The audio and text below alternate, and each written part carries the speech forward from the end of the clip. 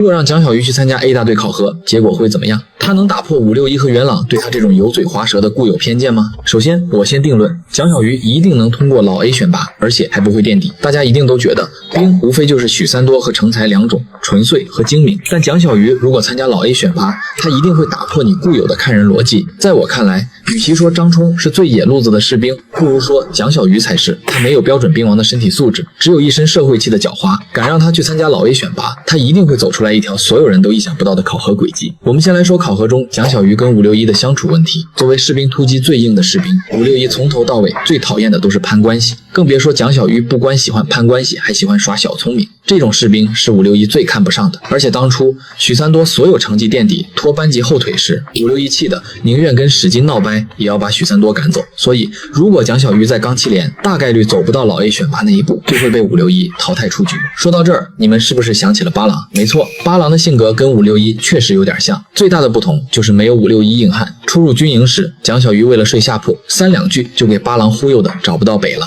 您这叫断剑美，就是10万个人里头也未必能找出一个，是吗？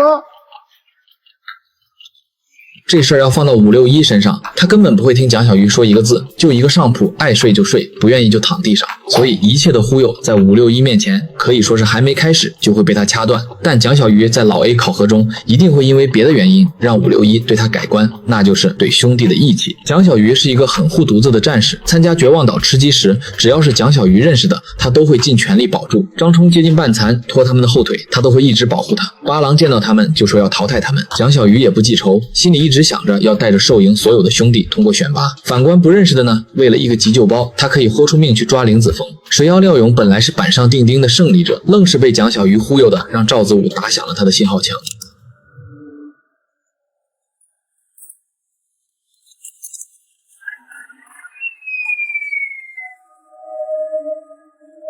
所以对蒋小鱼来说，只要是他不认识的，他可以利用一切办法让其淘汰，就算放到老 A 考核里也不例外。别的战士怎么样都无所谓，他必须让自己连队的兄弟都通过选拔。当时561的腿严重受伤，无法走路，许三多拖着他被其他战士超越。即便是这样，许三多也没有抛弃561。如果这事儿放到蒋小鱼身上，他同样会选择这样做。所以老 A 选拔之后，561一定也会把蒋小鱼当成自己最好的兄弟。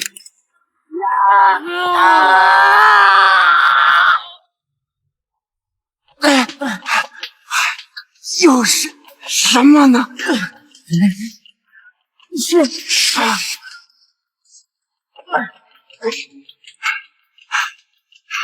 再看元朗对蒋小鱼的看法，成才被淘汰最大的原因就是因为他的自私，这一点蒋小鱼并没有。可想让元朗认可蒋小鱼更是难上加难。就算他不自私，可他实在是太偷奸耍滑了。这种士兵可以说就是元朗内心的禁区。同时元朗比561更倔，他从来不会听别人任何一个字的解释。蒋小鱼的那套忽悠都不能说在他面前没用了，简直就是开口都难。如果放在蒋小鱼跟元朗见面的初期，可以说是完全无解，但慢慢的元朗会发现蒋小鱼身上最可怕的能力是审时度势。举个例子，野外考核时，战士们没有粮食，没有水源，迷路还遭到敌人围堵。正常的士兵都会硬抗或者盲目突围，但蒋小鱼则不会，他只会先保存体力，利用身边的地形和一切资源自救。更离谱的就是在保全自己的同时，蒋小鱼还会观察敌人的破绽。简单来说，蒋小鱼在遇到绝境时，既不会做无谓的牺牲，也不会逞英雄，反而是冷静地保全自己和身边的战友。在老 A 考核的环节里，最重要的就是活着，这一点蒋小鱼比所有参加选拔的战士都通透。可单凭这一点还不足以打动元朗，更重要的是蒋小鱼的团队适应性。光看《火蓝刀锋》这部剧，你有见过蒋小鱼到一个陌生的环境有过不适应的环节吗？他虽然偷奸耍滑，但实际上融入集体的能力非常强，这点怎么说也好过成才的自私。平日里最不靠谱，但到了真正的生死关头，蒋小鱼永远都是那个能出谋划策，带领团队走出绝境的人。遇到战友受伤掉队时，那些一心冲刺成绩的尖子兵会选择舍弃累赘，独自推进任务。